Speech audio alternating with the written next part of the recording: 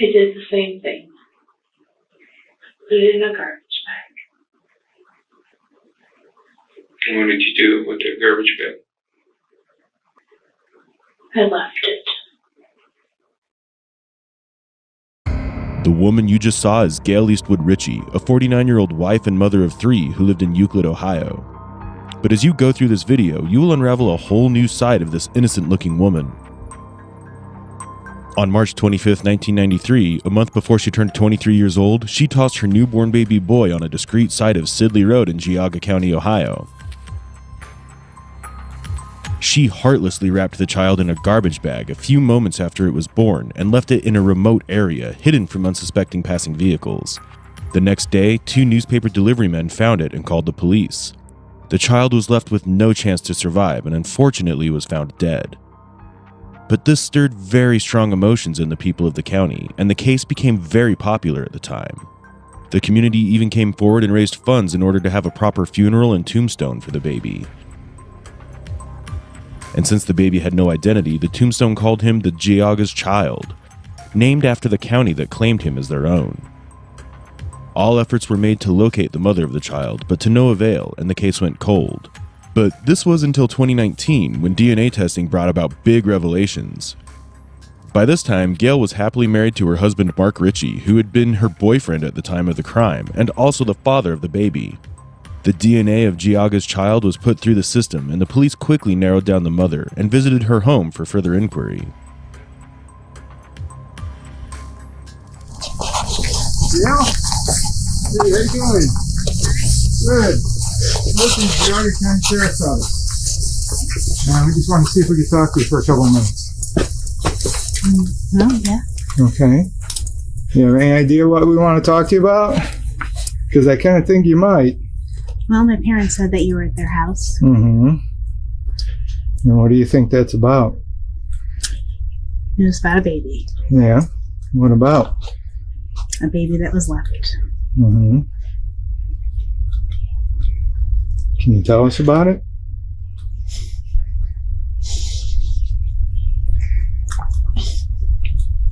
We're not here to judge you, Gail. We don't know what was going on at the time. We don't want to speculate either, okay?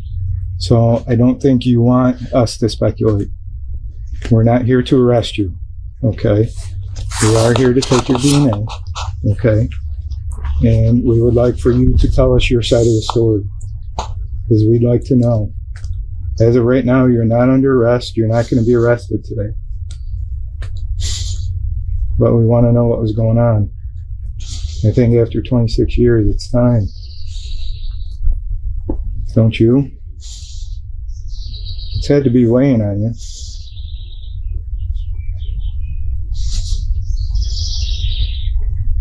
Should we go inside? Well, what we'd like to do is get your DNA, okay? And then we would like for you to come back to our sheriff's office so that we can talk. You're not being arrested, okay? But we need to sit down and we need to hear your side of the story. Okay?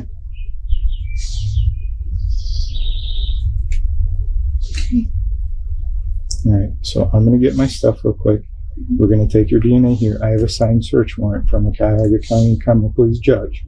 Okay, and I will give you a copy of that warrant. You will have a copy for you to keep. The DNA process is a very non-invasive process. I'm sure your parents probably told you. Just swipe a Q-tip on the inside of your mouth. We'll collect it real quick. And then we'll go back to the sheriff's office. And at some point today, we'll bring you back here. Okay? On May 21st, 2019, the police finally came to the door of Gail Eastwood-Ritchey. She lived in a suburban area of Cleveland with her husband, Mark Ritchie. Gail's parents had been contacted by the police almost 2 weeks prior to this visit, so she had been expecting them. So far, the officers suspected her, but her reaction was a confirmation of her culpability. They would still do a direct DNA test of her and Geauga's child to confirm that Gail was, in fact, the mother. There is an evident change in her expression. Her forehead was wrinkled, and her eyes are distracted. She is finally revisiting the time she discarded her newborn child 26 years ago. To the detective's surprise, the couple only lived half an hour away from where the baby was found.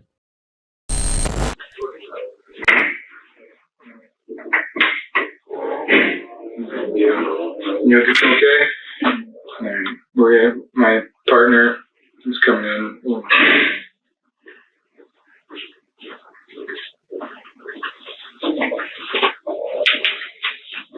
Good. Is there anything else we can get you? Do you need to use the facilities or anything, Gail? No. You're sure you're okay? There's some tissues there for you. As we indicated, Gail, at the house, our intention is at this point not to arrest you. You're not under arrest, okay? And we would like to get your side of the story, though. We just didn't want to do it there in your house with your kid come in or anything. That's just not a good situation, obviously, with the topic at hand. But I do need to, because we brought you back here, I want to go over a couple things. Again, at this point, you're not under arrest. Okay, you are free to leave. Okay, so I'm going to just read you your rights real quick. You have the right to remain silent. Anything you say can and will be used against you in court of law. You have the right to an attorney. We'll provide one free before any questioning if you desire. You can stop answering questions anytime. Do you understand that? Yes, I do. And with that being said, we do appreciate your cooperation. Even before bringing Gail in for questioning, officers make it a point to assure her that they only wish to find out the truth and not judge her. The topic at hand is very sensitive. There could be a lot of reasons why Gail did what she did in 1993, and an empathetic approach will allow her to open up more. The detectives have to explore the possibility that Gail may have been in a vulnerable position herself when she abandoned her child. The technique of interviewing being used here is the PEACE model. This is an interviewing technique that is used to ensure that the interrogators produce evidence while still taking a more empathetic approach. It has 5 stages: preparation and planning, engagement, account and clarification, closure, and evaluation. We will discuss each stage as the detectives apply them in real time during the interrogation. The first stage begins with mapping out an interrogation. They have already reviewed existing evidence and suspect information. It will help them determine the objective of the interview and what questions to ask. In this method, the interrogations are more like interviews as they are much less harsh. Obviously you had indicated that your parents had told you that we had been out, so I'm sure that you kind of knew that this day was coming, that we were going to be coming out to talk to you. And you know that we got their DNA, which is, what ultimately led us to you. And what we would like to do is, we're not here to judge you. We don't know what was going on in your life at the time. We know that there probably weren't as many options for people at the time, but that being said, we'd like to, get your side of what happened.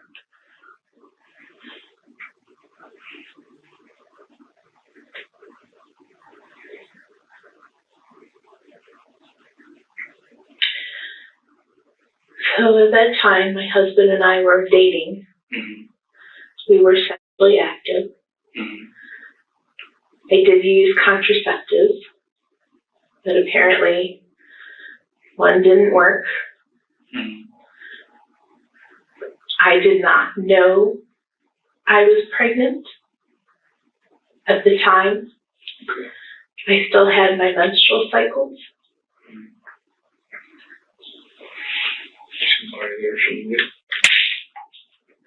And then my menstrual cycles ended up stopping. Okay. I don't know how long they were. If you need to know that, I don't know. But at some point during the pregnancy, they stopped. Yes, it stopped. Do you know about when that would have been? They don't. In relation, was it wintertime? Or was it, is there anything you could kind of put to it that would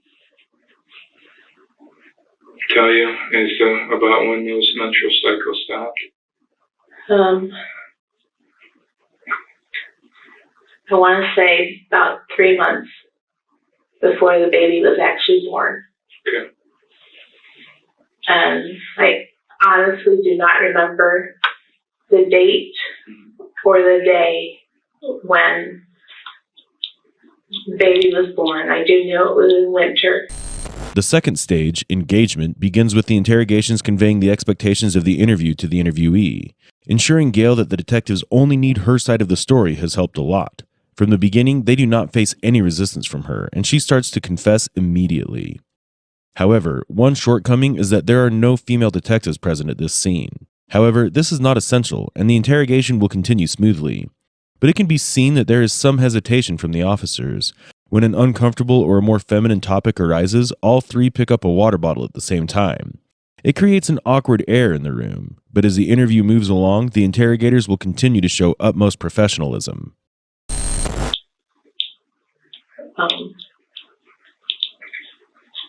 I was at work. I was a nanny for a family in Shaker Heights.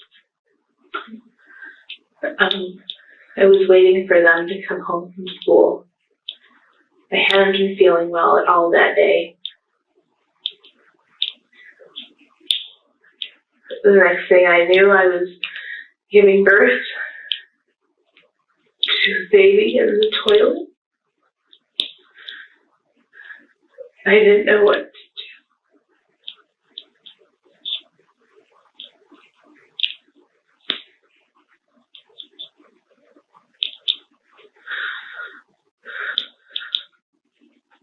The kids hadn't gotten home from school yet. Okay.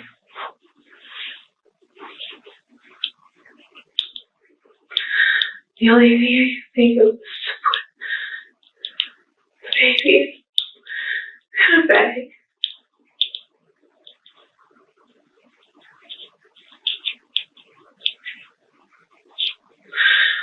I have no idea what this was. I never looked at it.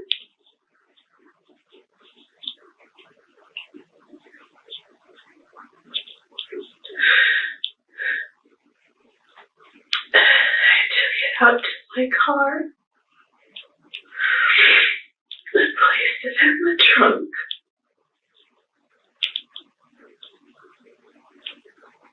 And I cleaned up the bathroom.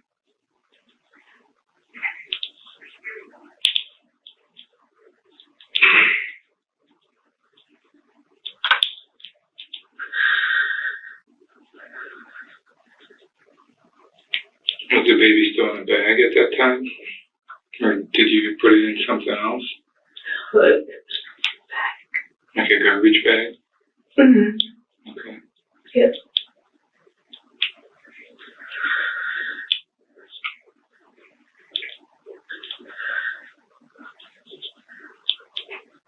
And then I went home. Where were you living at the time? With my parents. I was still On at home. Harwich there? Yeah.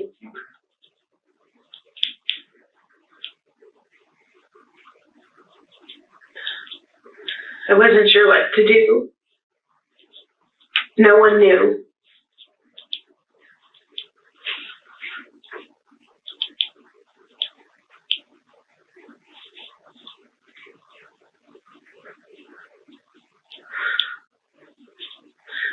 Then we had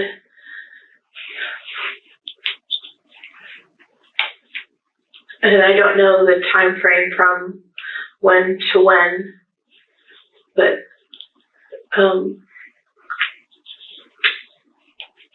camps that were associated with koinonia out here. I came out with our youth group for a weekend.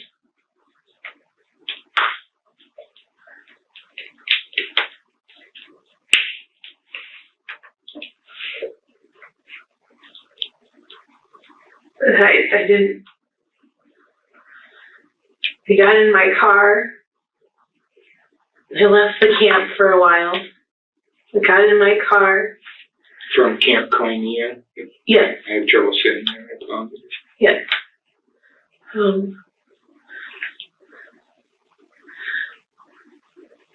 I got in my car and just drove. I don't know where I ended up. And I just ended up stopping on a road. I don't know which road. And I took the bag out of the trunk. And I laid it in the woods. This is a woman who is speaking about throwing away her newborn baby, but you will not see any expressions of grief or guilt unless she talks about herself. It is shocking that she's been described as a loving mother to her 3 children when she was capable of such a monstrous act towards her first child. In the clip shown, she cries a little, but that was not in reaction to the baby, rather because she's looking back at the time and feeling bad for herself as she did not know what to do. When it comes to the baby, she couldn't care less. Gail does not even remember the day her child was born, regardless of what she went on to do with him. Her demeanor is so cold towards the baby that when she references him, she will use it to address him. The reason for this may have been the fact that she did not even look at the infant's gender, and later, she never followed the news enough to realize that her baby, Geauga's child, was a little boy. She had wiped the child from her memory. I didn't know what to do.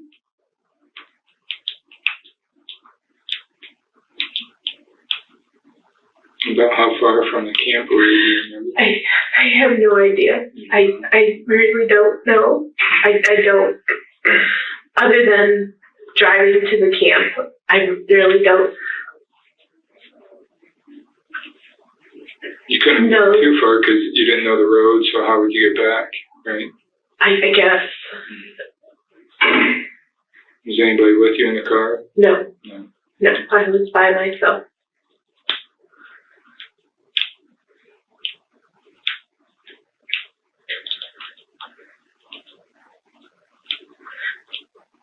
About how far off the road do you remember you went? Like with the bag, like how far from the road where you would have went? Or was there anything specific by there? Nothing specific, no. Nothing that stands out to you or anything? No.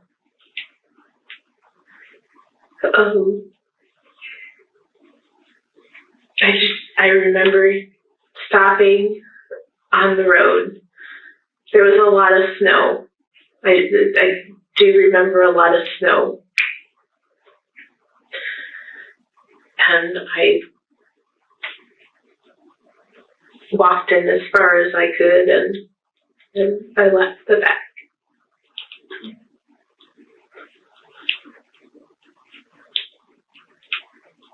Did you ever follow or read any stories or anything, in the news or seeing news clipping, stories or anything like that about anything? I did not. No. I did not know the baby was found. Okay. At what point do you know that the baby was found? Was it recently? Was it a long time ago? Or No, you were at my parents. so that's the first time that you had known that the baby was found? That a baby was found. Now getting back to, you said you were at this family's house in Shaker Heights when the baby was born, right? Yeah. Okay. Do you remember their name or where they lived at? I do. Okay. What was their name? I'd rather not. And why is that? Just so I'm Well, you gotta understand, Gail, we need to Okay. kind of verify some things, and I'm not trying to give you a hard time, but, obviously what you've told us, but we need to go back and try to verify some of those things. It's been a long time, so, and you said it was during the week, correct? Because the kids weren't home from school yet? that is correct. And so you were kind of a nanny in the afternoon? I was a nanny all day. All day, okay. But you said, some of the kids went to school? There were Yeah, two correct. children. There's 2 children, and they would Yes. go off to school? Yes. And then what time would they come home from school? 3:30. And you would stay till about what time? 6. Usually 6. 6 o'clock, and then you would go, and that's when you went home from there? Yes. Okay. So, do you remember what day it was? Was it Thursday maybe, or Friday? I honestly don't remember the day or the month. But you said you went to a weekend camp that weekend, right? I don't know if it was that weekend. It may have been a whole week. Okay. Gail is upfront about giving the information herself, but the detectives find it difficult to get her cooperation when they ask about other people's statements. She refuses to give the information of the family she babysat for at the time because she does not wish to embarrass herself. Her expressions become painfully cold when asked to share the identity of that family. You'll also notice that she does use the word baby sometimes, but this is in repetition after the detectives. When they use baby to refer to the child, then she does too. But when asked questions that require thinking, she will again refer to the baby as it. Later, she picks up on this and starts using baby herself. And you said that you were in the bathroom of the home? Yes. When the baby was born, but nobody else was home at the time? No. No? You were by yourself? Yes. Okay. Obviously, there would have been, the afterbirth and the umbilical cord. How were you able to, cut the umbilical cord? I didn't. You didn't cut the umbilical cord? No. No? Okay. I did not. So you left just basically everything attached to the baby? I did. The afterbirth, everything was still attached to the baby? Yes. And obviously, you know that the baby was born alive. I don't remember. I don't recall it ever crying. Okay. But it's not like it was stillborn or anything. I mean, the coroner's report shows that it actually was breathing.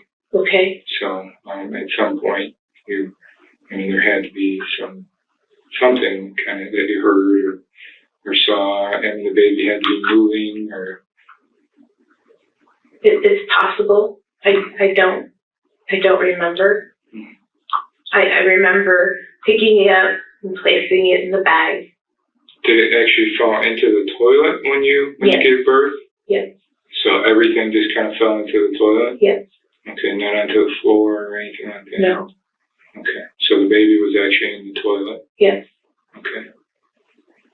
And then where did you get the bag from and all that kind of stuff? I believe it was under the kitchen sink. Under the kitchen sink, so just a normal trash bag? Yes. Do you remember what color it was or anything? I'd say it could be clear, white, black. I believe it was black. Okay, so like a dark colored trash bag. Yes.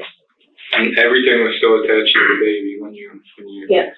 and when you put it into the bag, was it still moving or anything? I don't recall it moving. You don't recall? No. Okay. You said you were able to clean the bathroom up prior to the kids you were nannying returning home? Yes. Okay. And did you, after you put the baby into that bag, did you immediately take it out to the car, or was there some time lapse while you were cleaning? I probably cleaned and then took it out. Okay. I don't remember what. I understand it's been 26 years, and I don't even remember what year it was born. After this point, the third stage, accounts and clarification, begins. The investigator tries to clarify necessary details and encourages further conversation. Sometimes this stage may include adversarial techniques, such as the use of close-ended questions, or the investigator challenging the subject regarding any inconsistencies in their account. In this stage, the assumption is that even though the subject has opened up and seems to be sharing details, there are aspects of the crime that are being hidden. So they probe into the same events over and over again so that small inconsistencies can cause slip-ups. how long before you moved into the house do you say the baby was born? Was it months, weeks, years? Well, it was in the winter. It was in winter.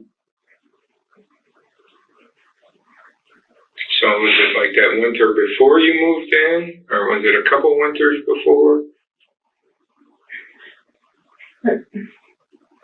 It may have been January of that year. I don't. So you think it was that year in '93 when you moved into the house? I don't remember what year it was. But it was cold and snowy. I guess it could have been at the end of '92, maybe December of '92, but the kids would have been home for Christmas break, so it must have been January of '93. January of 93, somewhere around there, that the baby was actually born? Yes. Okay. Were you active with anybody else besides Mark prior to that? I was not.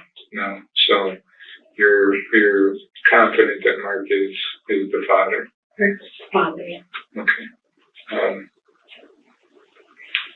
Now, getting back to the like how the baby was born and placed in the bag, I did not cut it. how did that umbilical cord get cut then? I don't know. I didn't cut it. You didn't cut it? No, You're positive of that? I am. I mean, obviously, we're talking about 26 years, so there's, as you said, that, some things that you're not real, Yes, I Sure. understand. but there's no possible way that you cut that umbilical cord. Almost certain I didn't. Is it impossible, or are you positive that you didn't cut that umbilical cord?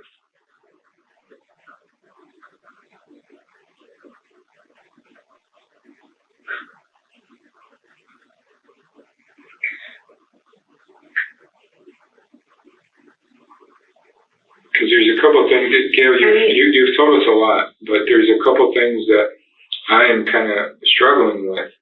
And some of that is to do with the baby, because, a full autopsy was done. The baby was found. Obviously, that's clear now. And the umbilical cord was cut. And the coroner's report can show that the baby was born alive. Okay. And that the baby had taken breaths.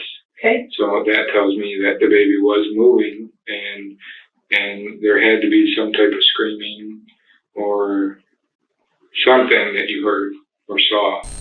This case is very challenging for the detectives because more than 2 decades have already passed and they have limited physical evidence, so it is necessary they align the old evidence with Gail's testimony. Geauga's child was found with a severed umbilical cord, and according to forensic evidence, it was alive. Another indicator was the presence of oxygen in the lungs. A common practice to see if a child had been alive at birth was by floating the lungs in the water. If they float, then it means oxygen content was present, meaning the child was alive. But Gail's statement differs from the evidence at this point. A simple explanation is that the umbilical cord may have shut off while the animal dragged the corpse towards the road. And despite the lungs having oxygen and the baby being alive, the cause of inaudible cries could have been a birth defect. This explains why the child was breathing and still could not make a sound. This proves the baby was alive at the time of birth and allows the officers to press charges for murder. I don't know if that's just something that you don't want to remember, obviously due to the circumstances. It's possible, but I really don't remember it ever making a sound. How about in the bag? Was it still moving around in the bag? Or had it kind of maybe drowned in the toilet? Or was it still kind of moving around in the bag? Well, I can tell you it didn't drown in the toilet because it didn't have water in its lungs. No, I don't think it stayed in the toilet long before I put it in the bag. So even in the bag, it's got some oxygen in there. It's breathing. It's taking some breaths. It's probably moving. It's got to be making some kind of noise.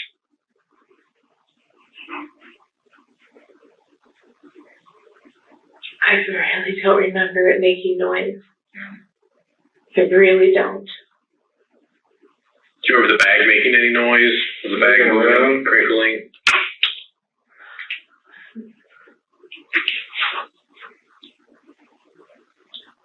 Not that I'm aware of. I suppose it could have been when I put it in the car. Mm-hmm.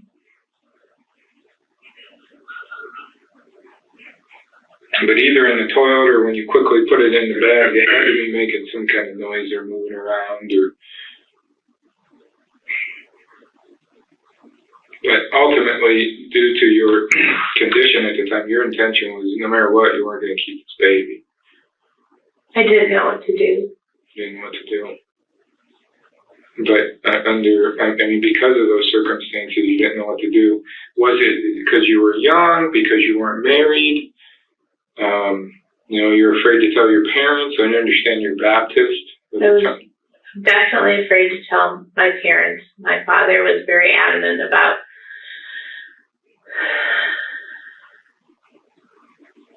not having children before you're married. because his sister and nieces all had children and didn't want that I can understand that. stereotype. What else was going through your mind at the time? Why you said that, I don't know what to do, I'm not keeping this baby.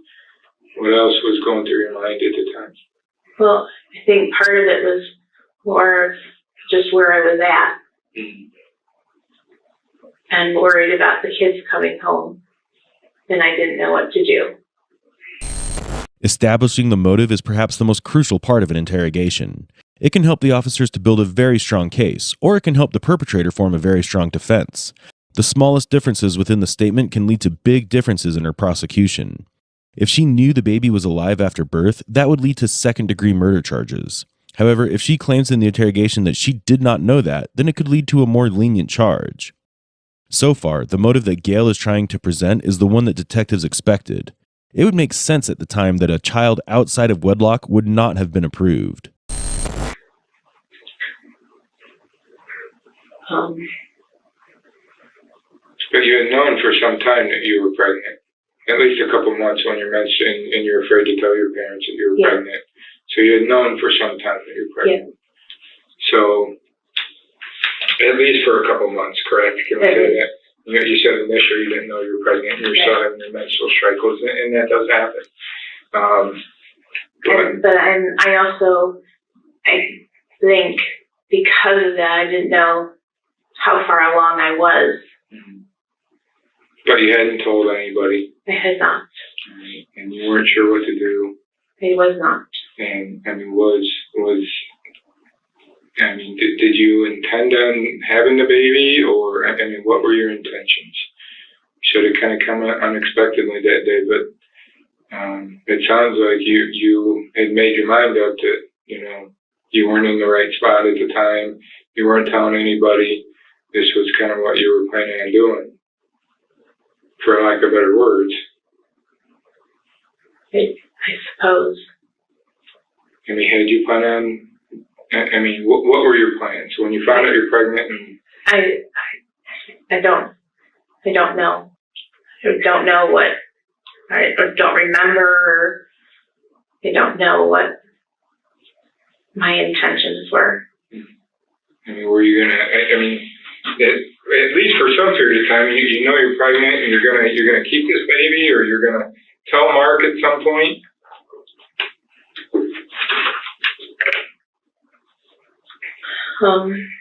Or you're just gonna get rid of it and act like it never happened. I'm not sure. I've never been good with confrontation. Mm-hmm. So I think I've always tended to keep things to myself to avoid confrontation. So I'm not sure what. I don't know if I ever had a plan or what I was going to do, or I don't remember. What do you think Mark would have said if you would have told him at the time? I'm not sure. Had you thought about that? Like what you're going to tell Mark, or when the baby came? I don't even know if I thought about it. I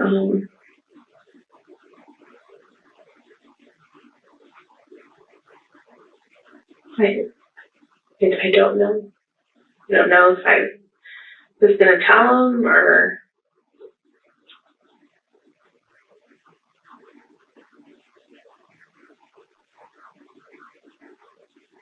Did you think there was going to be confrontation with him when you told him?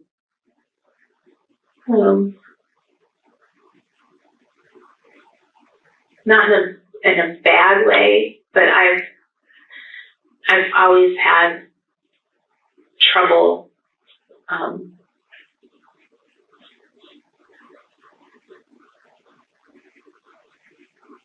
dealing with situations. If the murder was planned, this changes everything in the interrogation. The role of the investigators is to ensure that they are getting all the relevant information and that nothing is left out. But the fact that Gail was menstruating for some months after the pregnancy is in her favor. It's possible that she did not expect to deliver the child when she did and discarded the baby because she was shocked and ill-prepared. If that was the case, it's possible that the sudden surge of stress may have caused her to shut down and become detached. However, it's hard to ignore her reaction as she's making her statement. She has had a lot of time to process her crime, and even today, she lacks remorse. She piercingly looks into the eyes of the interrogators, and she gives the most bleak details of the day. I don't know. How long had you and Mark been dating when this happened? When did you meet Mark? We went to church together, so I'd known him most of high school. And then, I'm gonna say, I liked him when I was 16. Do you remember that? And then we separated for a while. And then I want to say when I was 17, we kind of hooked back up again. You guys have been dating ever since, pretty much, dating or married since 17? And when were you born? 1970. Right, so 87-ish you guys met? You were still in high school, right? I was, yes. And he was out of high school? Yeah. Okay. So you had been dating for a couple of years? Yes. At that point? Yes. And I would say later that year you moved in together, and following year you got married. Right? 93. You moved in together, Mm-hmm. and then you got married in 94. Yeah. Okay. So how do you think he would have taken it at the time? What do you think he would have said? Were you afraid that he was going to leave you? What was your concern with telling Mark? I can understand you said your dad didn't want you to have kids out of wedlock.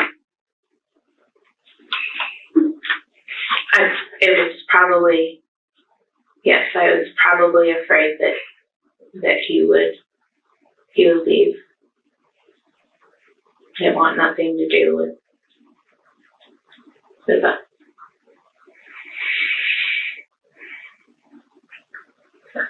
I think I was afraid also for what his family would think.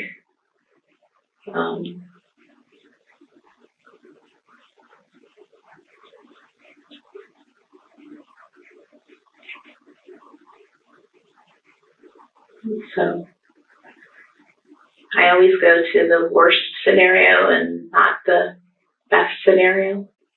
And what was the worst scenario in your mind? Him leaving me. Him leaving you. That was the worst scenario. And you didn't want him to leave you. So, in your mind, the way to keep him is to not have this baby. Because you wanted to keep him around. Right? So that's why you hadn't told him, and that's why you hadn't told your parents. And I'm not trying to put words in your mouth, so it seems like this was kind of your plan, whether or not it happened that day or another day, but this is what you had anticipated happening, or the outcome being. You weren't going to tell anybody, you weren't going to let anybody know that this was happening, and whether it happened that day or another day, this was your intentions, because you didn't want to lose Mark, and you didn't want to upset your families.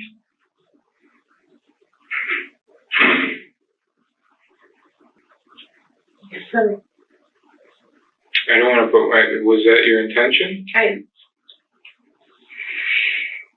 It would appear that way. Because in your mind, if you tell Mark, he's going to leave you. If you tell your parents, you're going to be ashamed, and if his family finds out, you don't know what they're going to say. And we're not here to judge you, Gail. But if that was your intention, then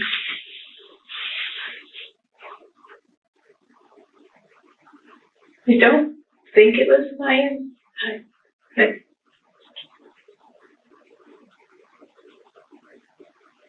Had you seen a doctor at all? No. No. Detectives realize they have information regarding the details of the event, but the motive remains unclear. By asking more about Mark, his temperament, and generally understanding their relationship, they hope to get a clearer picture about the situation that Gail was in. Any good interrogation should allow the victim to prove their innocence and justify their actions.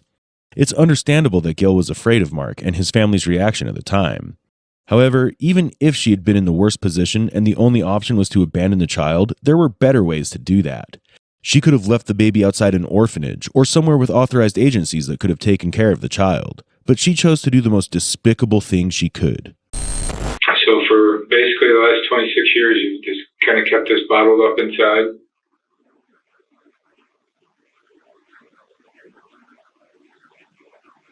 Yeah. To anybody that you've confided in or knew that you were pregnant, or I have not. nobody knew that you were pregnant? Nobody knew I was pregnant. You've never told anybody about it? Never told anyone about it. How about Mark? How do you think he's gonna deal with finding out what happened? I'm not sure. What do you think he's gonna say about it? I'm not sure. How do you think he should go about finding out? Well, I'm hoping that I can tell him. Okay. And what would you say to him?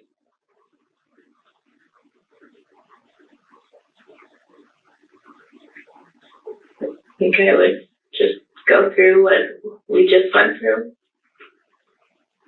and tell him. And you're not sure how he's gonna take that? Sure, he'll be upset.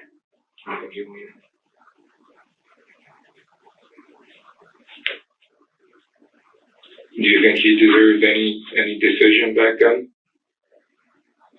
Or any right to know and be a part of that decision that you made for the two of you?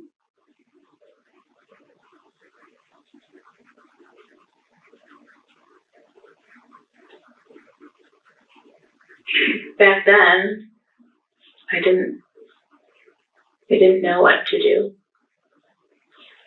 Today, it's a whole different. I understand that you may have made a different choice knowing what you know now, but do you think that it doesn't really answer the question? Do you think that he deserved the right to have a choice in that decision that you made for the two of you? Yeah.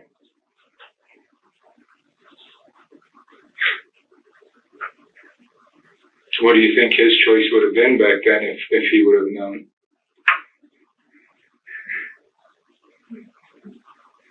May have been accepting of it.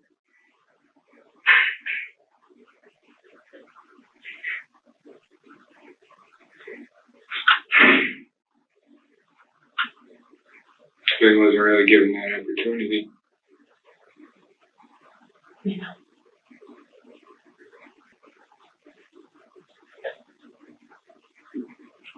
Is it because he would have wanted you to keep it? No. Yeah.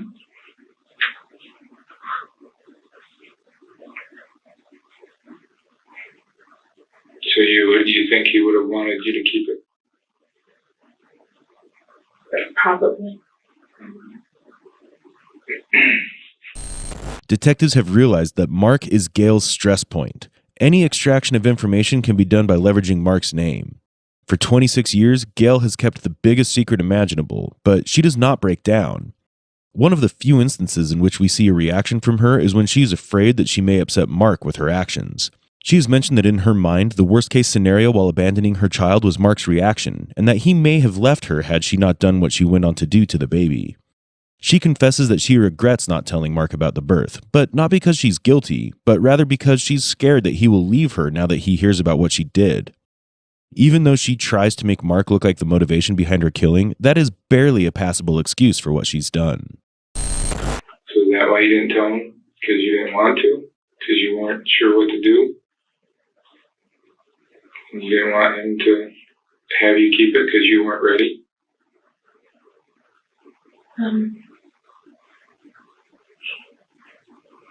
That kind of makes sense why you wouldn't tell him. I don't think it makes a lot of sense if he wouldn't stick with you, because he married you, you bought a house together, you had kids together. So I think his intentions were that, but I don't think you were ready for a child at that time. And he was obviously a little bit older, so I maybe think I he was was. more scared. About being a mom? No. No, I worked with children. I was okay with having children. I think I was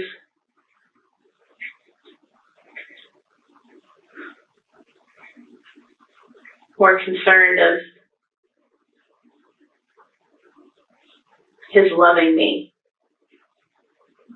It's always been in the back of my mind. So do you think he would have loved the child better or more? And No. you wanted his attention? No.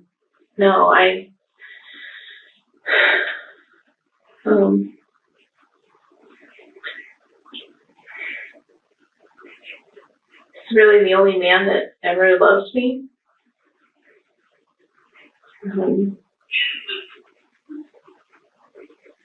And I wasn't sure if we'd get married. I was always afraid of losing him.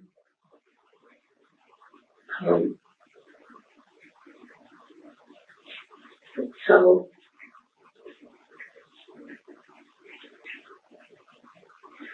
I didn't want to lose him. And I think back then, my thought must have been that I would lose him. Because I didn't know any better. It's baffling to see what Gail reacts to. We're halfway into the interrogation, and she's not said a single word of remorse when it comes to her own child. However, she's clearly worried when Mark is brought into the conversation. You'll notice she immediately replies when asked about the baby or the events of the crime, but when she's asked about Mark, she takes time to answer. This is because he's a stress point for her, and she starts to consider the consequences she'll face in regards to Mark. He's the only thing she cares about. She says that she was not afraid to be a mother as she used to babysit children, but it's a shock that a woman as cold as this towards her own child could take care of other children. So right now, the only people that you've ever talked to about this are the two of us sitting here in this room. Mm-hmm. There's no one outside of this room you've ever spoken to about this or that would know about this. I have not.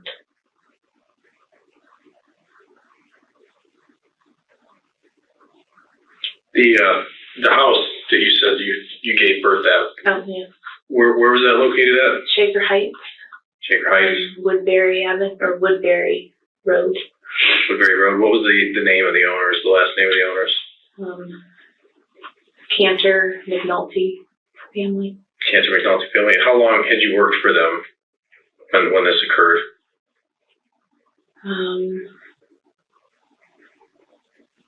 Well, I worked up, let's see. My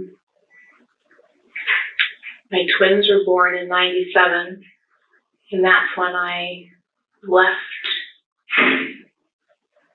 I stopped working in June of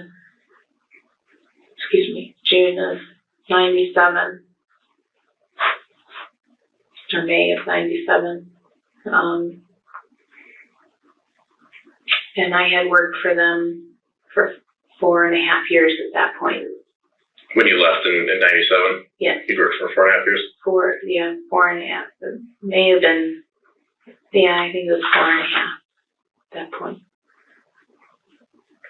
So you stayed working for them for the duration of time then after all this occurred until you said the birth of your twins?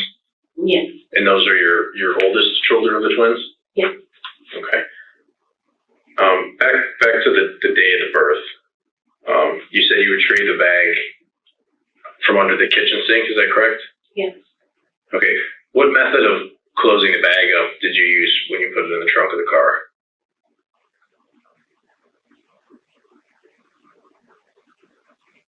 I think I just tied it in a knot.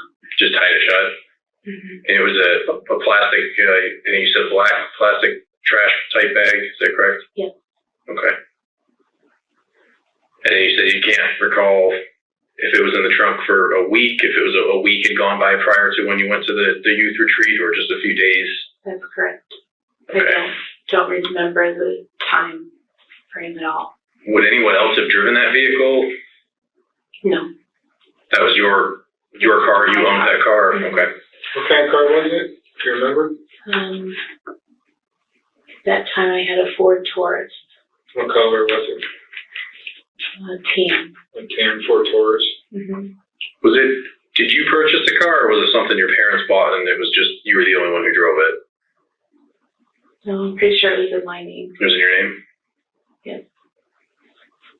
So this was 93, so what year would that car have been? Was it newer, older? It was older. It was a used car. I don't remember what year it was. Do you remember how long you had it for? Did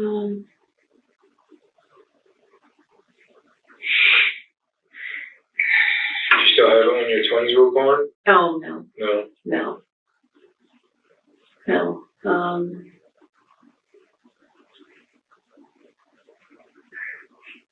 I don't even think.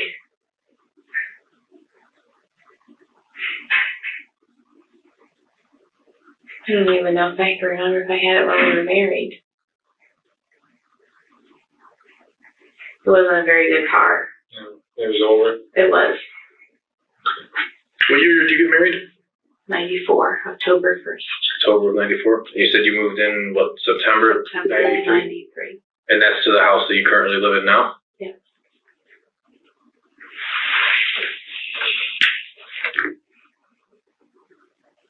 During your pregnancy, Mark never knew that you were pregnant. He could never tell. Did you remain active with him during that time frame? I believe so. Yeah.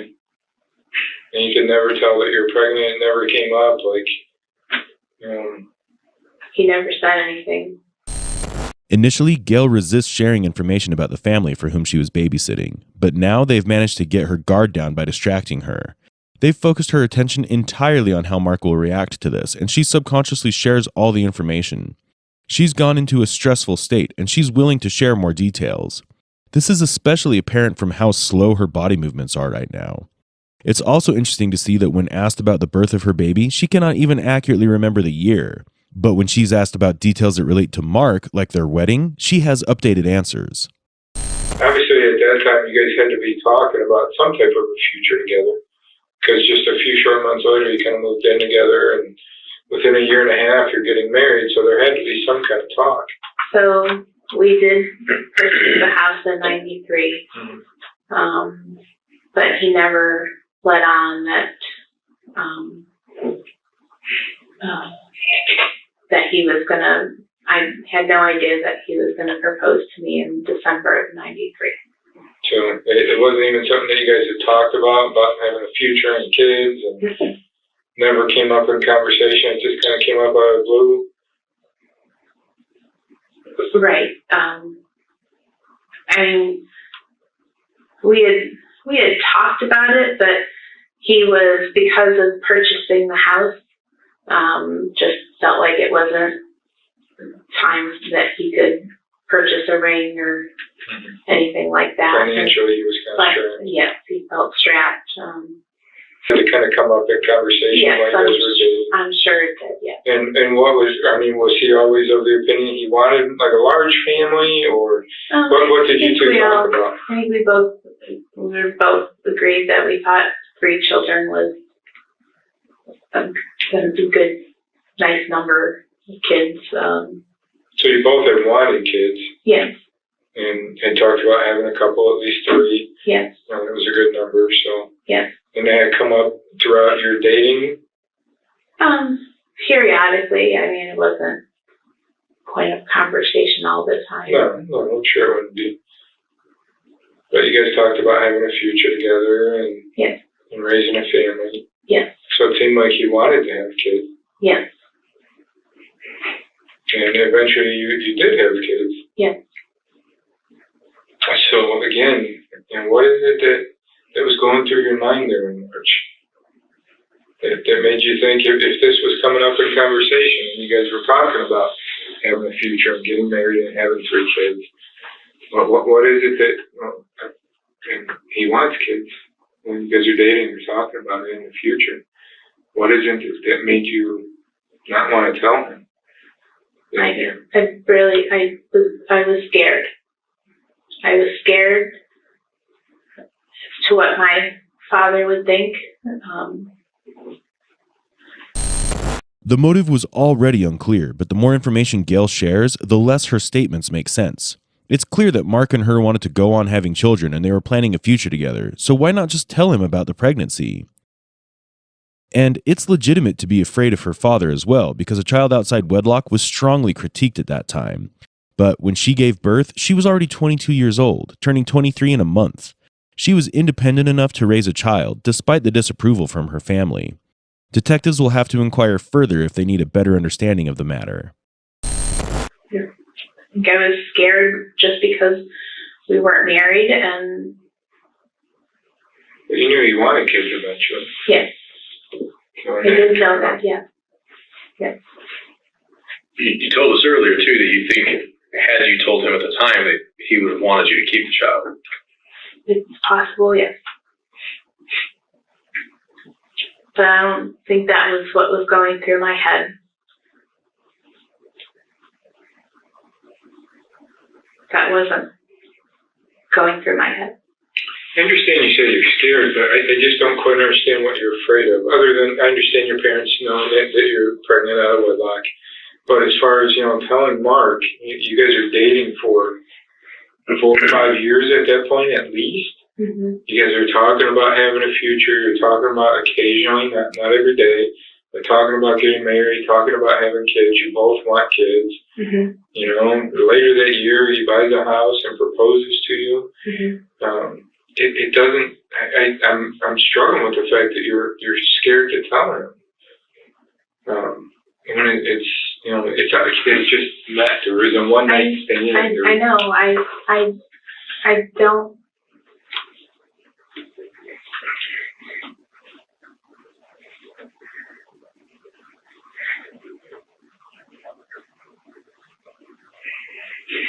It seems like there's more, and you're giving us a lot, but there's just something else that was going through your mind at that time. And I don't know what it is. If again, I don't want to put words in your mouth. If you just weren't ready at the time, or what was going through your mind. I could see if Mark's saying, "Listen, I don't want kids. I never want kids. We're never getting married," but he's talking about it, and you guys are having conversations about it. You guys are even talking about, we want 3 kids, and lo and behold, you have 3 kids.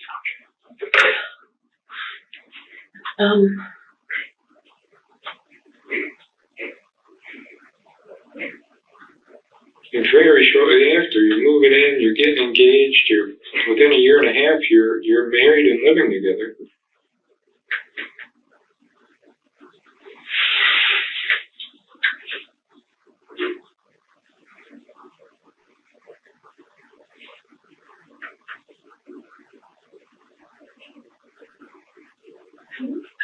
I'm not sure. Really, not. The detectives really try to give Gail the benefit of the doubt in the interrogation. They're open to the possibility that keeping the child may not have been possible, but her vague answers do not help her case. The more vague she acts, the more they believe that there are aspects of this crime that she's not sharing with them. This will only stretch the question. Other than I was afraid of losing him because of it. But again, he's talking about that again. He wants to have kids. I understand. I would think most women would think opposite, that it was a way to keep him, that it would almost be a way to keep him. We have a child together, and it's kind of a way to. But I don't understand how that would make you afraid to lose him. You guys have had a relationship for several years. You're in a relationship. Yes. We were in a relationship.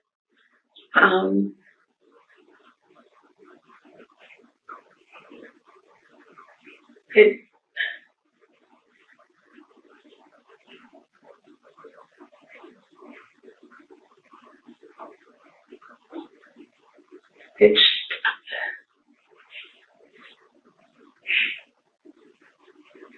I was afraid. My father finding out.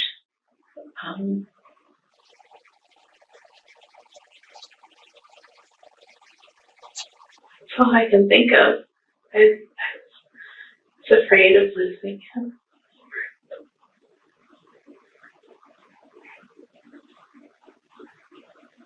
I was never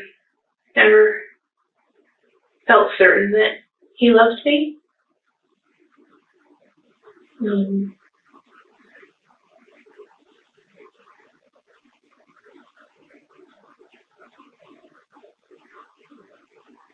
So, I can understand it. never the prettiest girl. I wasn't skinny. I wasn't the smartest girl.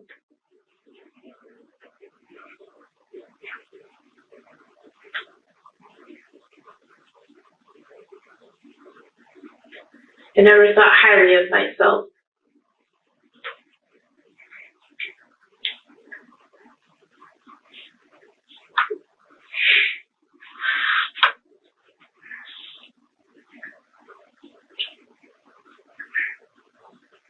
Was there a concern that it could be somebody else's?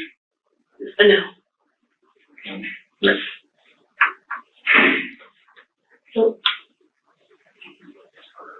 I could see that if you're worried that, maybe it was somebody else's and you're afraid to tell them. Not at all. I just really struggle with that, Gail, that seeing that, just in a few months you guys are moving in and getting married. And, Well, we weren't even looking at houses. I understand that, but again, it had to be coming up in conversation. Even if it's just occasionally. So you guys are building a relationship and been together.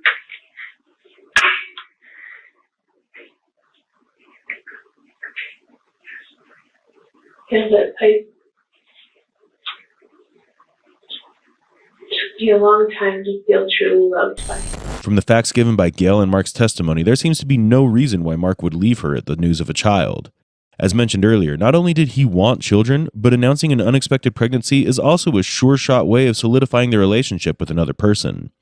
This would almost certainly have ensured a marriage between the couple at the time of the crime. But when the detectives were exploring that possibility, Gail opened up about her insecurities, and that fit into the puzzle of her motive. She had low self-esteem and already did not believe that Mark truly loved her or that she was attractive. Most likely, at that time, she did not want to do anything that would cause Mark to leave her. Additionally, it's interesting that the thought of her insecurities makes her cry, but not the torment that she put her baby through. What's kind of taken a little while is we also had a search warrant for your husband's DNA too. Okay, because we believed that he was the father as well. We had kind of connected some family members on his side of the family as well. Not as extensive as we had on your side of the family. We've actually been working your side of the family for quite some time. We have probably 1,400 people in a family tree that we amassed. Working the DNA back until we recently, I would say, made contact with your parents, but we believed that he was related to the baby as well. So we made contact with him. He had made some statements that were a little contradictory to what you had told us. Had you ever been pregnant prior to this pregnancy? No. No. There's, besides your 3 children that you have and this baby that we're talking about today, is there any other pregnancies or children or anything besides those 4? No. Throughout your whole, life up to this moment. Even prior to 93? No. Because your husband had indicated that he was aware that you were pregnant at some point, and that you told him that you were going to a doctor, and that you had told him that you were pregnant. We have other investigators that were out with us today, and they're actually speaking with your husband right now and have been for quite some time. In the 4th stage, closure, the detectives try to give more clarity to Gail. They tell her how she's been tracked down with the help of DNA testing. They also tell her that they are currently speaking to Mark in another room. New information has come to light in this process, and they have to align the facts that they've derived from the 2 statements. Her husband is evidently a very big trigger point for Gail, and this takes her reactions to another level.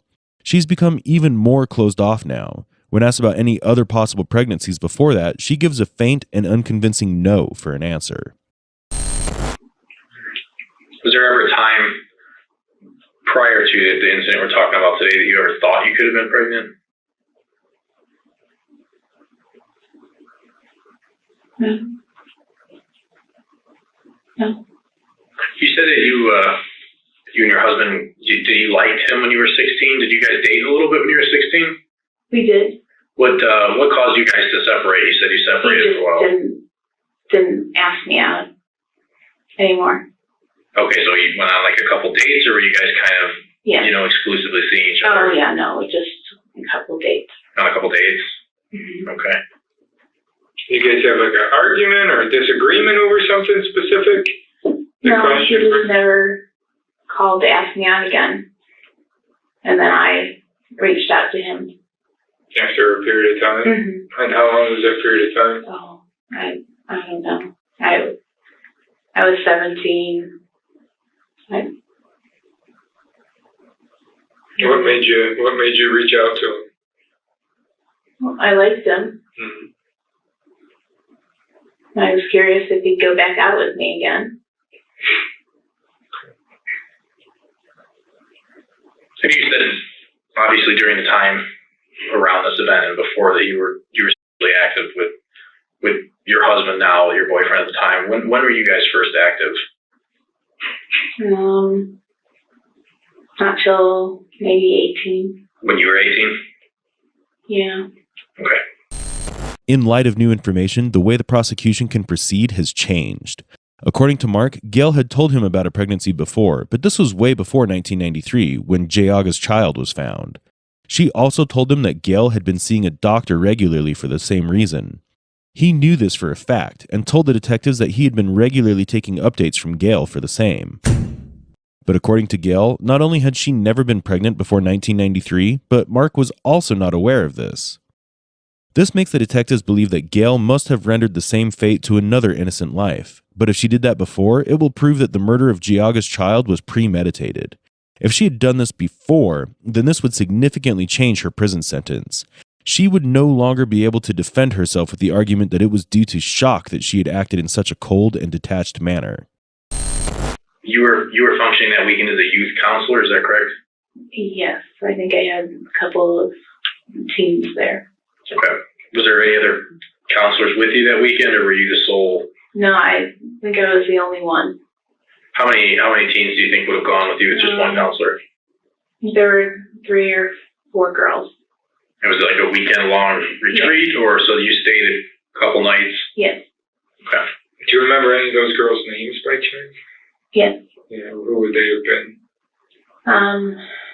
At the time when they were teenagers, it was Erica and Monica Wilkins. And I don't recall, their older sister might have been there, Chris. What are Erica and Monica's names now? Do you know what their married names are? One is Stovall, and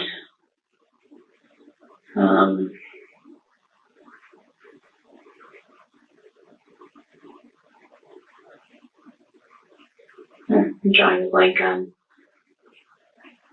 Monica. How old would they have been?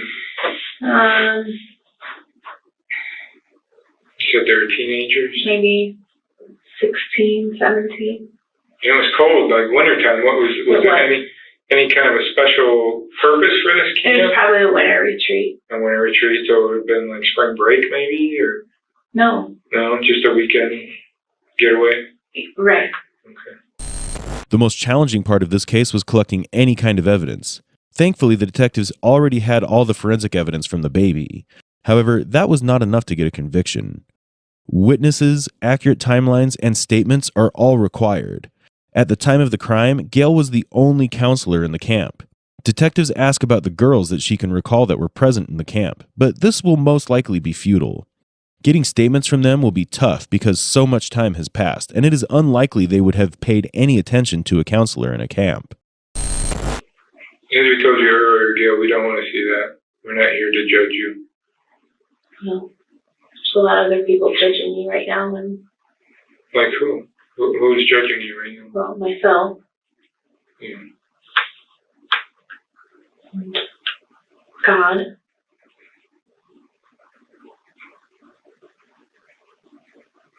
And now that my husband knows.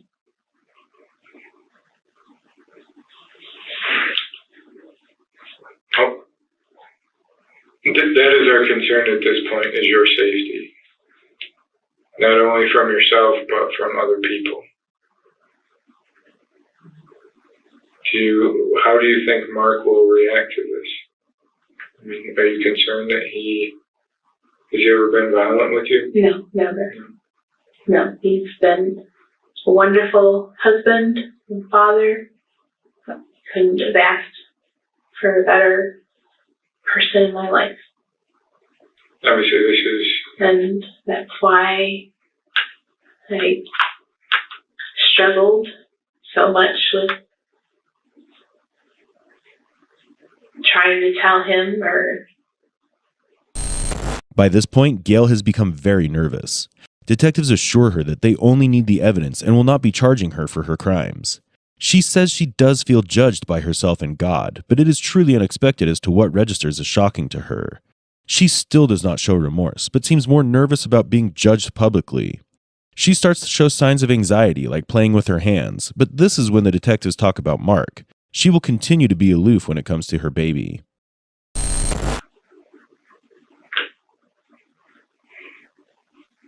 What about his family? Are they... Oh, God.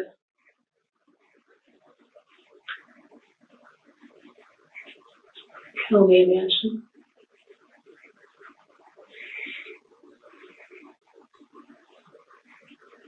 We have a wonderful family. But how do you think they're going to react? Would you be concerned for your safety from their family? Not His my family? safety, no. Hmm. No, I think I'll never be spoken to again. Where do you think the safest place for you would be right now? We're not so sure it would be back with Mark. I'm not saying it's not safe, but we're not sure how he's going to deal with that. This is something, obviously you've known this and battled with it for 26 years. This is something that has been literally dropped in his lap today out of nowhere.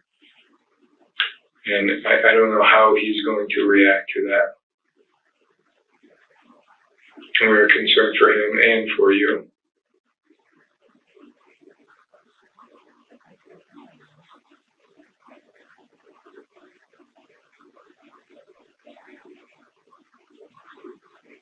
We have no intentions of running out of here telling anybody what the crux of our conversation was today. However, you have to understand, over the last 26 years, this was a very big case. And in that regard, I don't know how you didn't know about it.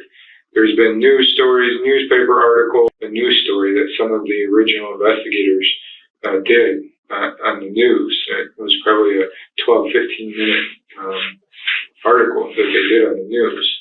So this is something that was and is something today very big in the community here in Geauga County. There's people that, like we said, donated clothes. They donated the burial expenses. There's a headstone. Yeah, there's a headstone and a memorial. They did a ceremony and did a headstone and memorial. And your child is referred to as Geauga's baby. Because so many members of the community donated different things for your child.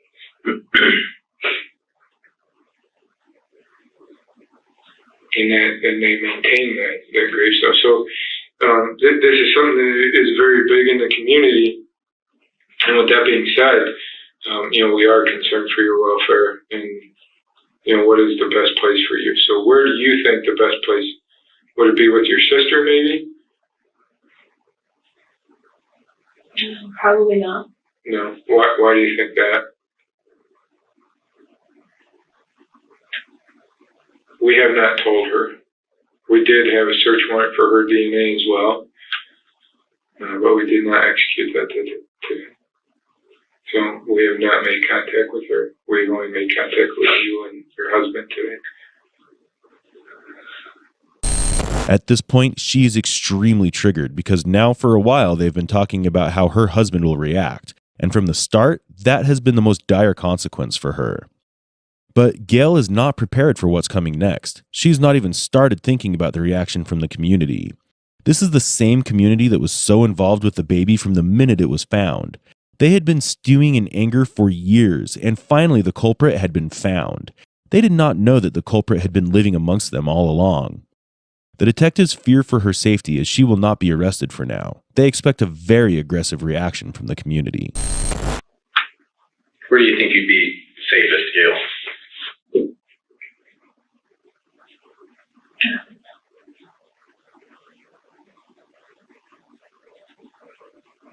Are you still having thoughts or considerations of ending your life or harming yourself? I guess now that it's all out on the table, I guess probably not.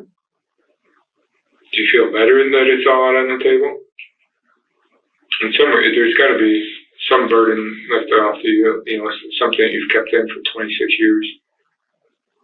It's only been something that I've known. I've I mean, dealt with sometimes those a are- lot of burdens. What other burdens have you dealt with? Growing up wasn't easy in my house. What is that? My father was an alcoholic for 16 years of my life. It's not easy to deal with. No, he was verbally abusive. So when I said I never thought highly of myself, that's where that comes from. From dealing with the alcohol.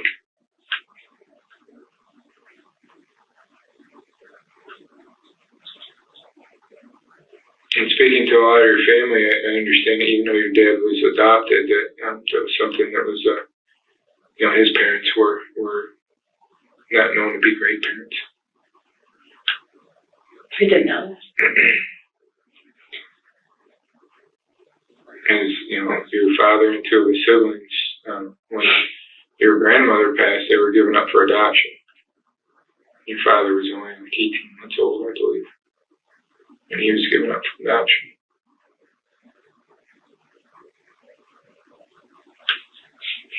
Is there a place that you can be safe tonight, or that you would feel safe? I don't know. You know, Am I allowed to see Mark? I don't know how that's going to go. We can check on that. Yeah. I'm not going to tell you yes or no. Again, we don't know how Mark is taking this. Because we haven't seen him yet. He's not here right now. And obviously, if he's highly agitated, I don't want to expose you to any type of risk of harm. Our concern and our responsibility is your safety at this point. And where is the safest place to be, not only from other people, but from yourself? In talking to you, you've already had thoughts of harming yourself. Today, I'm going to venture to guess, was not the first time that you considered taking those pills. It was. It was the first time. Did you consider harming yourself any days prior to today? No. What triggered that today? Just thoughts in my head. What were those thoughts, Kim? Just trying to spare family embarrassment.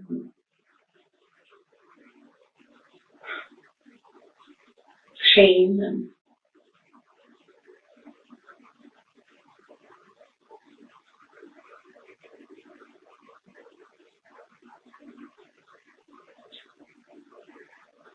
didn't want my kids to see me this way.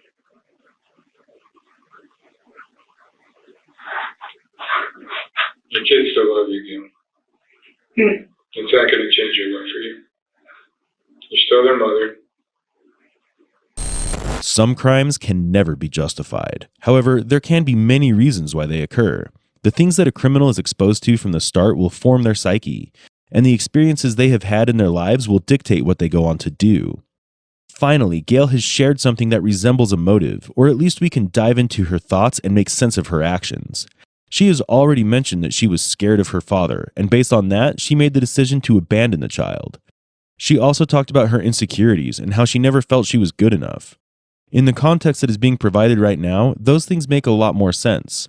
Our childhood is a very important period of our lives, and what we face in that time always remains in our subconscious mind. If her father was, in fact, an alcoholic and verbally abusive, this would explain why she had such low self-esteem, and why Mark became such an important figure to her. Women who have an abusive relationship with their fathers either become extremely aggressive towards male figures or become very submissive. The same is true for Gail. It explains her fixation on Mark's reaction because she seeks his approval. He represents a stability she did not have in her childhood. What was it specifically about today that changed, though? Because you've kind of known for probably close to 2 weeks that this day had to be coming. Right. I knew that what you just said, yeah. And I don't know, I just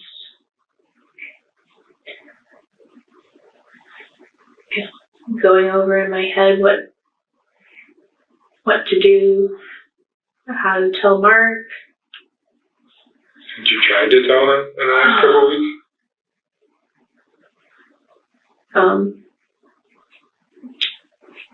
I've tried in my head to think how to tell him, yes.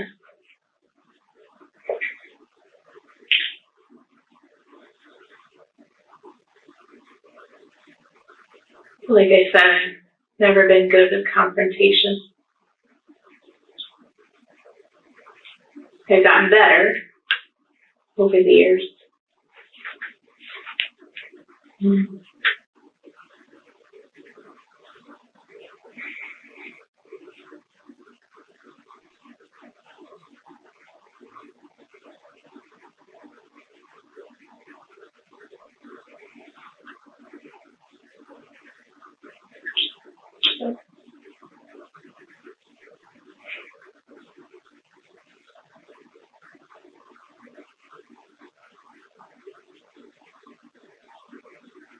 But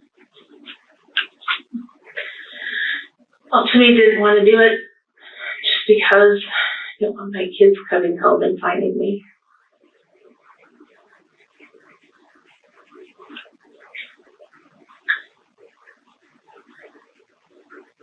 You need to think about your kids. Because it's going to harm them even worse. What's done is done, and the mistakes you've made. But to do something like that is only going to hurt them even worse.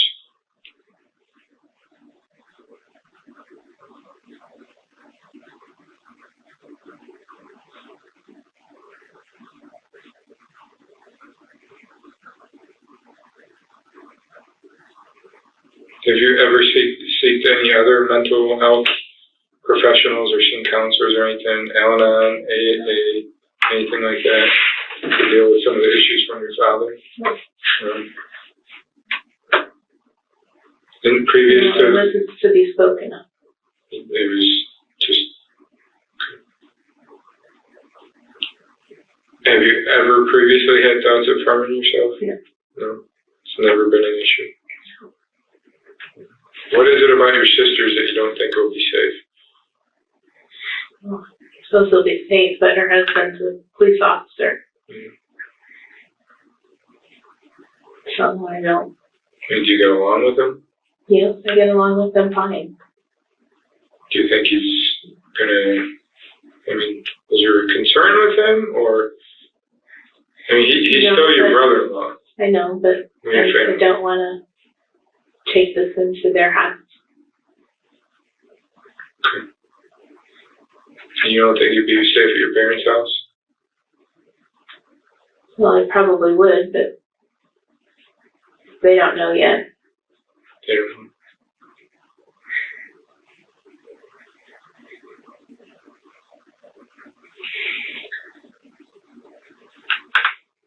We haven't told them. I don't know if they've put it together. I don't think that they have.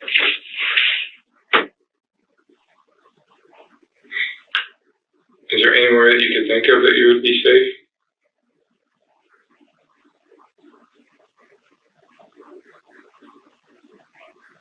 Guess I don't want to take my mess into anyone else's house. Well, as we told you earlier, our intent was not to put you in jail tonight. But we do have a duty for your safety as well.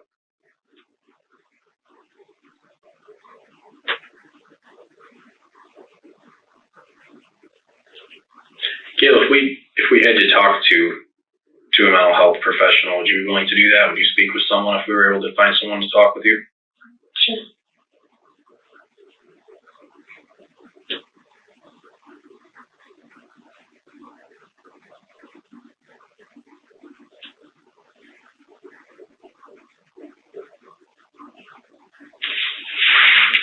Let's see if we can get something set up. Gail, we have genuine concerns for your safety at this point. Yeah. You may not think so, but we do.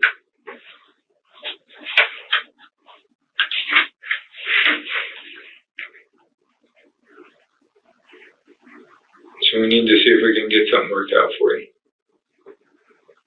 So if there's anything you could think of, I understand that you don't want to bring your issues into somebody else's house, and I respect that.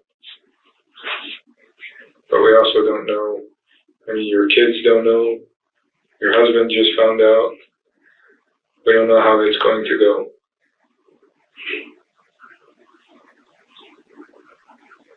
Gail, when was the last time you ate today? So before you left Half for an work. hour before I left for work. We'll see if we can. Do you want me to see if I can find you something to eat? Well, we'll see if we can get you something, and then it's your choice if you want to eat it, okay? The fifth or final stage is called evaluation. Here, the investigators believe they've collected enough information on the crime, and they try to assess the information and how well it fits the evidence. They'll revisit the topics that they are not entirely satisfied with at this point. They need to ensure that they have covered all the bases. The detectives not only worry for her safety from the people in the county, but also from herself. For the past 2 weeks, she's also been considering taking her own life. Her safety has become a priority at this point. Is the fact that obviously you know now we had a search warrant for your DNA. All right, and we have your DNA, and that is not only going to be compared into the child, but also into the database. And there are many, unfortunately, other cases out there. And your DNA is going to be in the system. It's going to be compared to all those cases. And now is the time, if there is anything else, that you need to get it out there. You've come, clean with this, what's happened here. You've told us what's happened. If there is anything else that your DNA is going to link you to, because unfortunately there are other baby cases that happened, and those are still open. And then there's other homicide cases here in Geauga County and in Asheville County and Lake County. And now that we have your DNA, it's going to be compared to all those cases. It's going to be in that system. So if there is any other issues out there that we need to talk about, now is the time to do it. Because I'm not getting warm and fuzzy that this isn't the only time. That there may be some more times. And it's going to be compared to all those other cases, Gail. And the last thing you want to do is say that you came in here and be honest with us because, part of what happens is, truth in sentencing and showing genuine remorse and coming clean. And if there are other issues, now's the time that we need to talk about them. And I truly believe that you know that there is other issues. And we're here to listen. We're not here to judge you. We're not yelling and screaming. But you know and I know this isn't the only time. That there's more times that this has happened.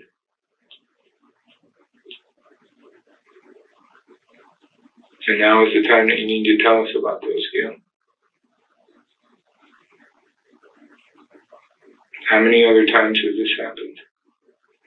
One other time. One other time? And when was that? Was it before or after this child? Before. Before. Is that what Mark was talking about in 1991? Because he had told our investigators in 1991 that there was another pregnancy that he was aware of? I didn't tell him Okay. I was pregnant. So he may have known. Finally, Gail has confessed to killing a second infant. When the detectives asked Gail prior, they stressed on it because it is their responsibility to explore every angle. However, they did not expect it to be entirely true. There were aspects of Mark's statement that did not fit Gail's confession. Mark was aware of a pregnancy at some point, but it was before 1993. Detectives thought that Mark may have confused the year, and it may be a dead end, but Gail has put that suspicion to rest and confirmed the facts of a second murder. The detectives are shocked, but they try to maintain a professional demeanor. When was his previous pregnancy? Probably about that time. About the 1991 time? How old were you at the time? Would you remember that? Would that be easier to remember? 20, 21, Okay. 20. Explain that situation to us. Tell us what happened. Is it Mark's child as well? It is. And tell us what happened on that situation.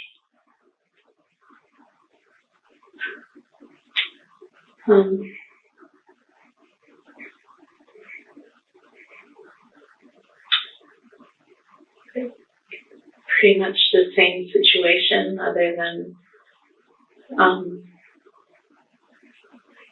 I had the baby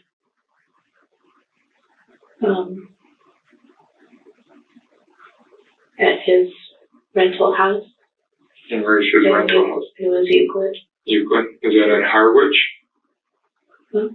What street was that on? No, it's where he was living in 248th Street. Okay. He rented from his brother.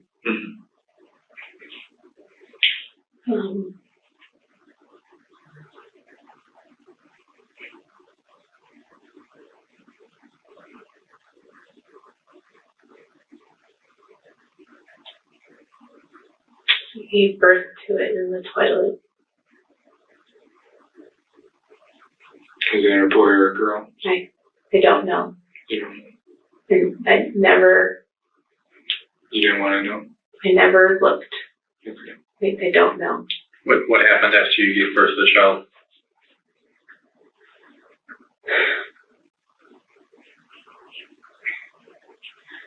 I did the same thing. Put it in a garbage bag.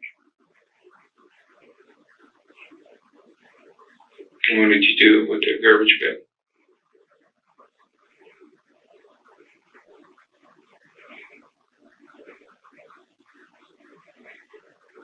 I left it. What do you mean you left it? What does that mean, Gail? I took it and left it over by medical buildings in Euclid. Where did you leave it exactly?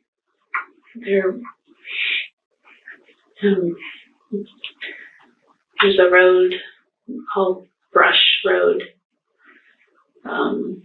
Goes up behind very tall medical buildings that are there.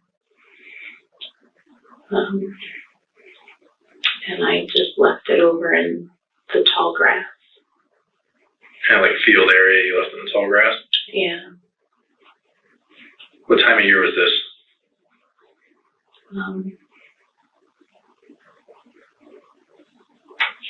Summer. I think it was summer. Summer, and you think you're 21? Do you remember what year it would have been? Gail's family and close friends spoke highly of her and were in disbelief that she was capable of this. They spoke about her good temperament and how dedicated she was to her role as a wife and a mother. People were stunned when they heard that she killed not one, but two of her babies. This baby, too, was wrapped in a garbage bag right after birth and thrown out in the wild like its unnamed sibling. Geauga's child had a sibling, one that met a similar fate. And the worst part is that at least Geauga's child was loved and remembered, even if it was by strangers. It has been so long since the first infant was dumped that the likelihood of finding even the remains of the baby is near impossible. Mark, their 3 children, and other family members will have to now live with the fact that they will never be whole. Part of their family was kept a secret from them, a decision that Gail took alone. Okay, because like Detective Cime explained to you, your DNA will hit the database in a matter of days. And it's going to connect to all those files, all those missing unidentified persons. So if you're not being honest with us, we're going to know. So now is your chance to be able to get on the front end of this. There's nothing else you need to tell us. No. Okay.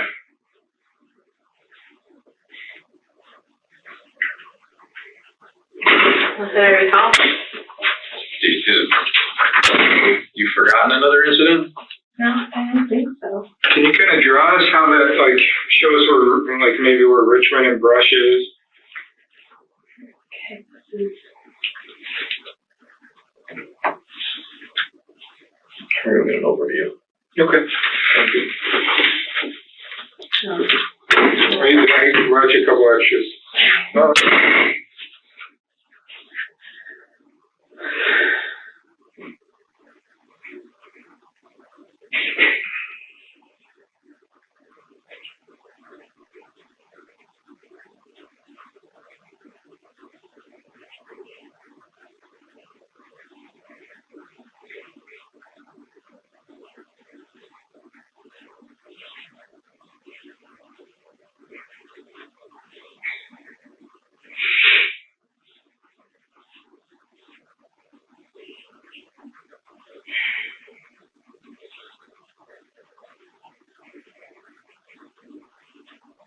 Didn't make enough room for a 2-building. Oh, that's right. One, Is it by that first building? I think so.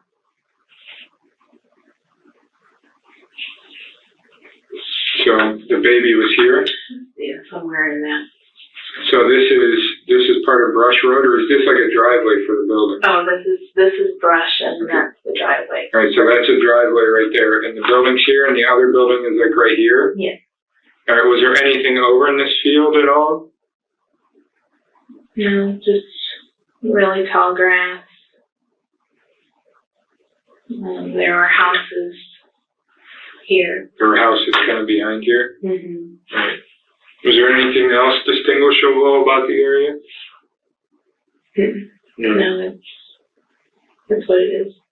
So, and you birthed that child as a full-term baby, I believe so.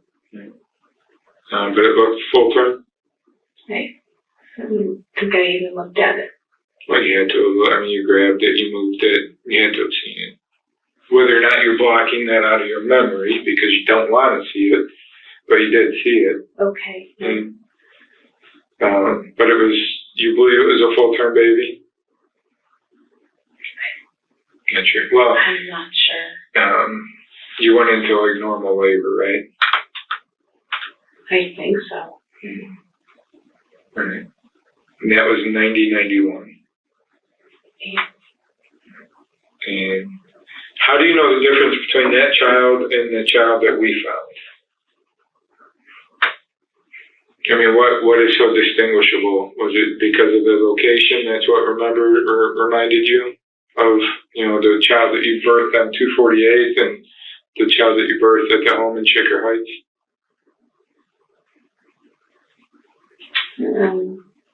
But it's very similar in nature how it happened, right? Yeah.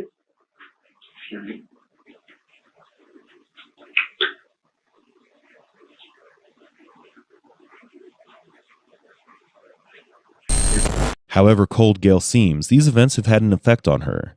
You can see how slow her motor activity has become. Even as she signs the document, she slowly drags her hand away with disinterest.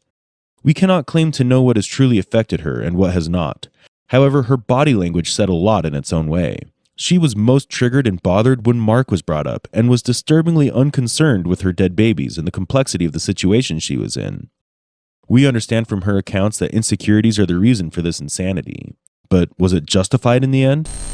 Though Geauga's child went without justice for 26 years, fortunately there was enough forensic evidence to prove the facts of the case. Advancements in DNA testing brought Gail, the culprit, in front of the jury, and the fact that the baby had been alive after he was born was enough to present this as a murder. The remains of the first child were not found, and hence they were not presented. The decision was made to not reference the first baby, so it could not influence the jury. Finally, 51-year-old Gail Eastwood-Ritchey was convicted of murder and sentenced to life imprisonment with the possibility of parole after 15 years on May 24, 2022. Judge Ondrey, who gave the ruling on her case, had the following to say in the end. Your wrongful efforts to conceal what happened in February 1993 did buy you 29 years of normal life where you got the chance to get married, raise children, and do some good works. But ultimately you gained that time on the back of a helpless infant whose body you concealed in the woods. Ironically, Geauga's child did more for you than you ever did for him, probably. Your freedom is over. It is finally time to atone for these awful, unnecessary deeds committed 3 decades ago. So I sentence you to life in prison with the possibility of parole in 15 years. The county of Geauga was already heartbroken when they discovered an infant on the side of the road in 1993. There were numerous possibilities as to what brought this child to an untimely fate, but at least there was hope that maybe, somewhere out there, a mother missed her child. But this community of big-hearted people took it in as their own. But when the truth came out, it was worse than their imagination. A monster of a mother who did not care enough to look at the baby, let alone name it. Do you think that Gail got the sentence she deserved, or should it have been harsher? Or perhaps you think she was the victim after all? Share your thoughts below. And if you have any such cases that you want us to cover, add them in the comment section below. Like, share, and subscribe to our channel for more such content. We hope to see you in the next video on our channel.